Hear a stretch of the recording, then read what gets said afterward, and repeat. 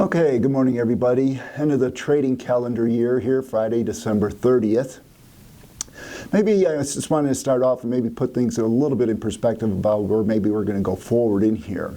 It's the last trading day of the year, and for the net changes, it's been an oilseed versus the grains. We've got bean prices up roughly $1.50 for the year. We got meal prices up $54, soybean oil up around 200 points. Vice versa, we got soft red winter wheat down around 60 cents, corn prices down a dime. But also more surprisingly, we've got the spring wheat, which is up roughly around 42 cents. So two things, we have oil seeds versus the grains, but there's a spring wheat market versus the Kansas City and the Chicago soft red winter wheat market. Those strong gains versus the in the oilseeds versus the grains, I guess, is kind of reminiscent of the commitment of traders report that we've been seeing. And we'll get another one out after the close today. We've been seeing where the trade has had these modest to sizable net long positions in the oilseeds, while they've been having this sizable net short position in the grain. So it kind of goes hand in hand. Really doesn't make sense is why they want to be as aggressive in the beans with the carryout where we're at. I know we're doing good demand, but I know we still have South American weather in front of us. We still have a great world carryout, but nonetheless, that's somewhat of a indication of where we've been for the whole year and in conjunction with the commitment of traders report. Moving forward in here, with the trade long the oilseeds and short the grains, for the month right now, we're down around 30 cents in beans, down $3 in the meal, and down 240 points in the soybean oil, while the grains are up a little bit, roughly around 5 cents.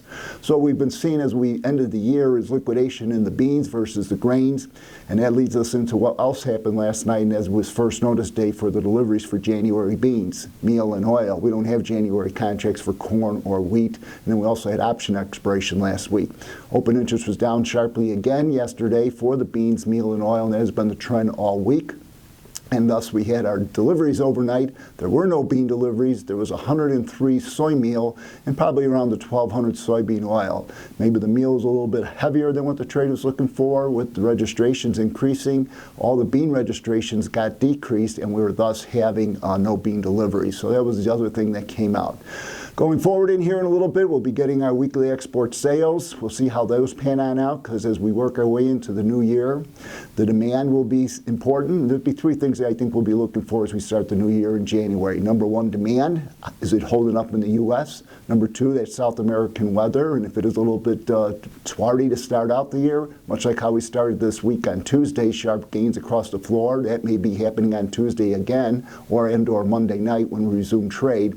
And then the third thing also will be the January 12th USDA report, which once again is one of the more important reports. Overnight trade a little bit easier. We'll see what we have for export sales. Commitment traders after the report. And once again, wish everybody out there a Happy New Year. Once again, these are my opinions, not that of ADM or ADMIS. Thank you.